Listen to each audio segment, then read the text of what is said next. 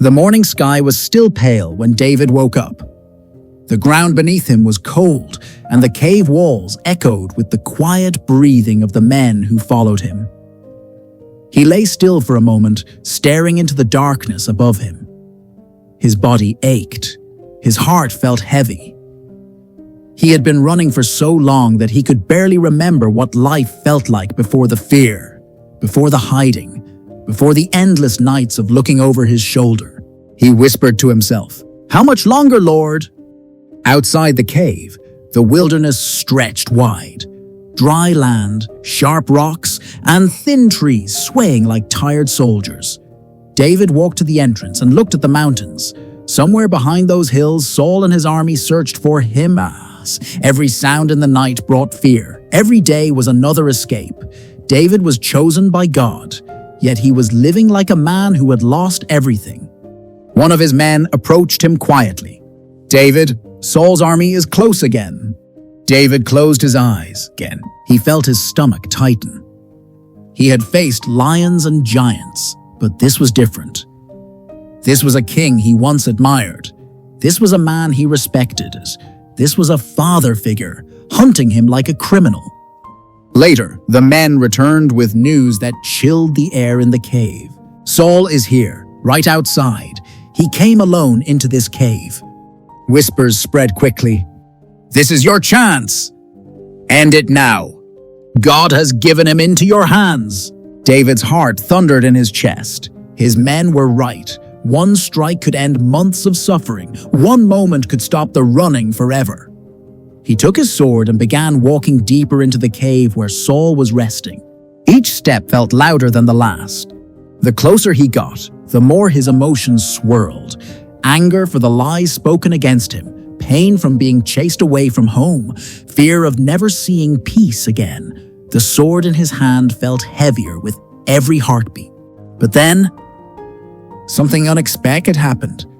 David saw Saul's face, not the powerful king sitting on a throne, not the angry ruler shouting orders, but a tired, lonely man. His hair was messy, his eyes weary, his posture slumped like someone carrying a weight he could no longer hold.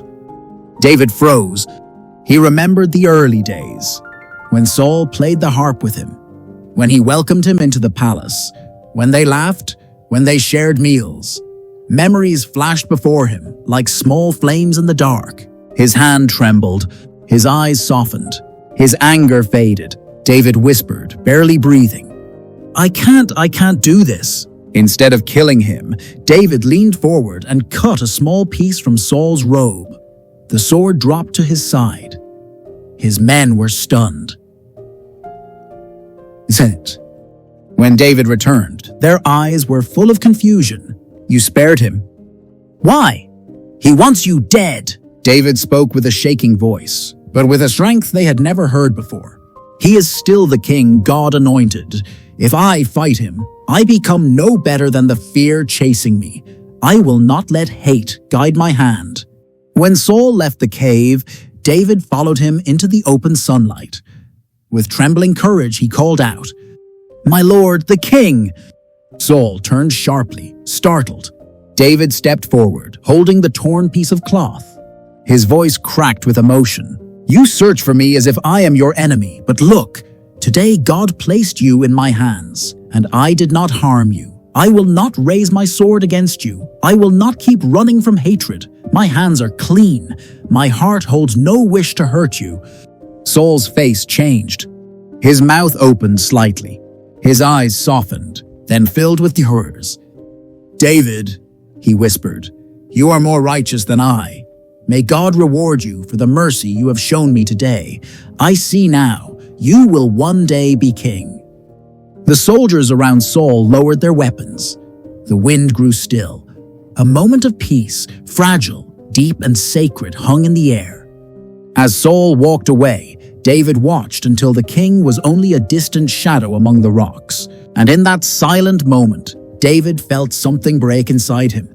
Not fear, not sorrow, but the chains that had wrapped around his spirit for months. He breathed deeply, and for the first time in a long while, the air felt light. That day, David stopped running. Not because Saul finally understood him, but because David understood himself. He chose grace over anger, peace over revenge, faith over fear. And in that choice, he found freedom long before he ever found the throne.